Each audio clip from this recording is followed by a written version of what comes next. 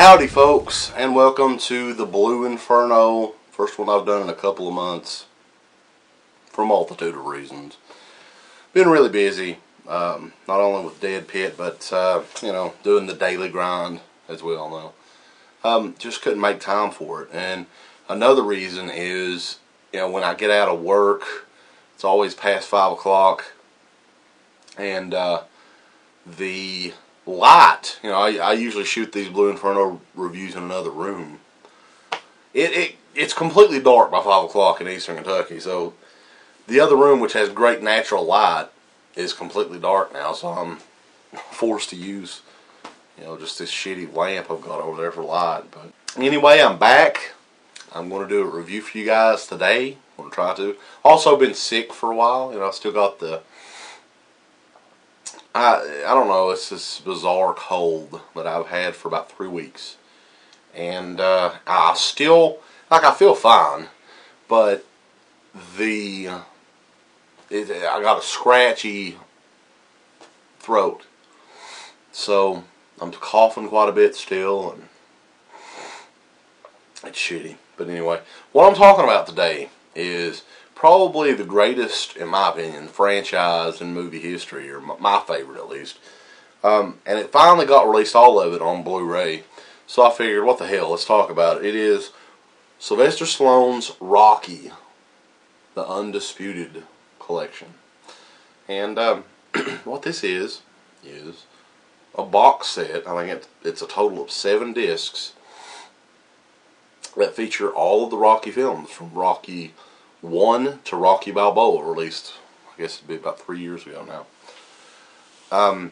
And this set, not only do you get all the movies, but a 7th bonus disc, which features it's like an hour and a half long documentary just on the making of the movie, the first movie, Rocky. So, in addition to a lot more other special features, stuff like that. But the movies themselves, who doesn't like the Rocky movies? If there's anybody out there that don't like the Rocky movies, please message me and tell me why. I want a good excuse, because this is a series that started Sylvester Stallone's career. If it wasn't for Rocky, you wouldn't have Rambo. You sure as hell wouldn't have Over the Top, or what was the other one? Lock Up, Tango and Cash, all this stuff. None of these movies would exist if it wasn't for Rocky. The original film, got a huge buzz when it first came out. I think Roger Ebert credited Stallone as being the next Humphrey Bogart or something like that. Really high hopes for Stallone from the first movie, because just a terrific performance. And the movies got hokier as they went along. They kept pretty much the same cast, though, throughout. You had Burt Young as Paulie. Adrian, who was played by Talia Shire. You had Mickey, Burgess Meredith. So it was consistent throughout the whole series as far as the characters go. Each movie, you had your villain. From the first 2 movies, you had Apollo Creed, who wasn't really a badass villain. He was just sort of like the mighty champion that doesn't give Rocky any credit. Then you move on, of course, to Clubber Lang, who I think is the best villain in any of the Rocky movies. I know a lot of people say Ivan Drago.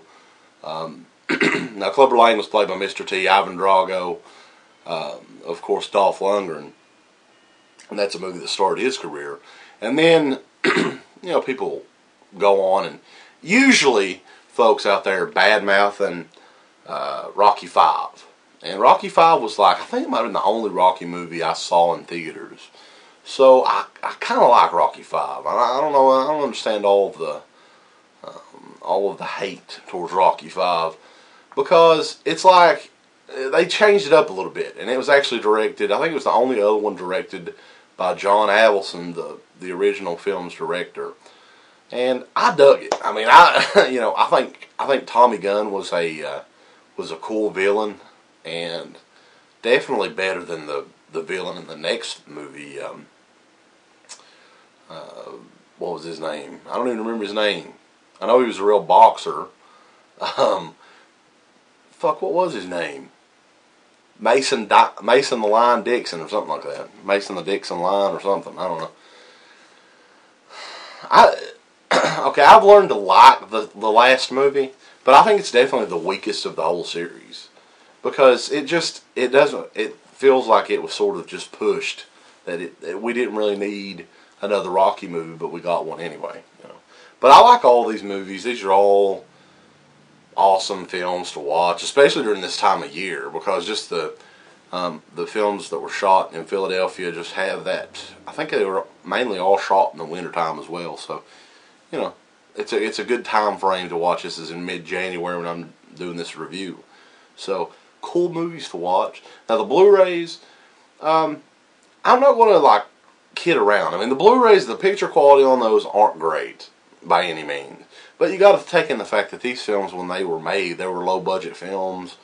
Probably didn't use the highest quality film stock to make this movie, the original movies at least.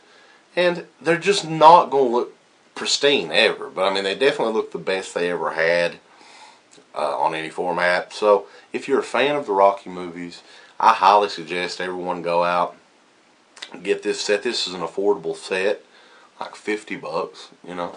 And you get 6 movies and a 7th bonus disc. I actually like how they put the discs together, you know, in the smaller case.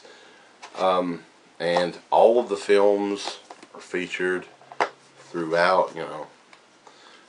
And I do think that Rocky 1 and Rocky Balboa were released separately on Blu-ray, but the only ways to get 2 through 5 is on this edition.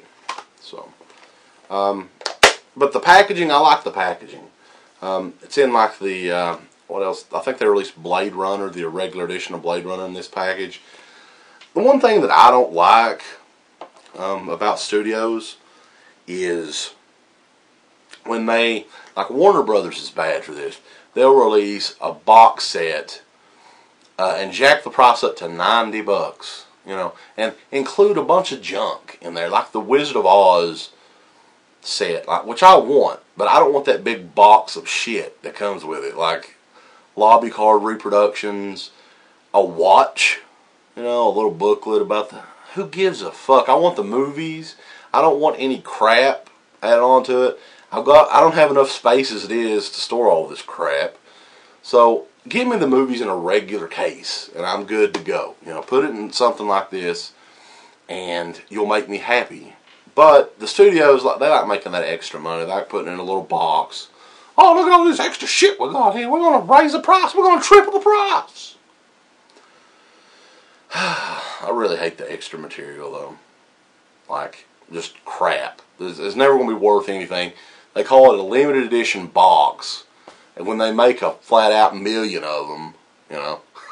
So, but this is good. I love boxes like this that have the movie. It's in a nice enough case, you know. Yeah, I mean, this is a cool set. I mean, you got the HD sound, quality, good, decent enough picture, a lot of good extras on it.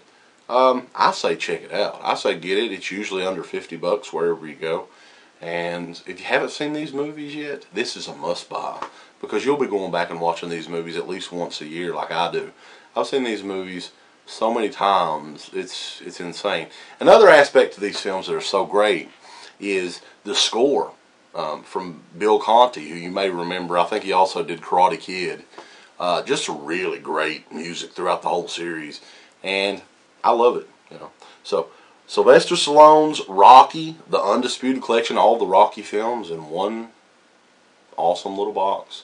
Check it out. I highly recommend it. And be sure to keep checking back and subscribe, comment if you watch the videos. We need more comments, folks. Come on. We're doing these videos for you. Dedicating you all on Blu-ray. We finally got Uncle Bill to buy a Blu-ray. Maybe he'll be doing some reviews here on the Blue Inferno at some point as well. So, until next time, folks, I'm the Creepy Kentuckian. And go Big Blue here on the Blue Inferno.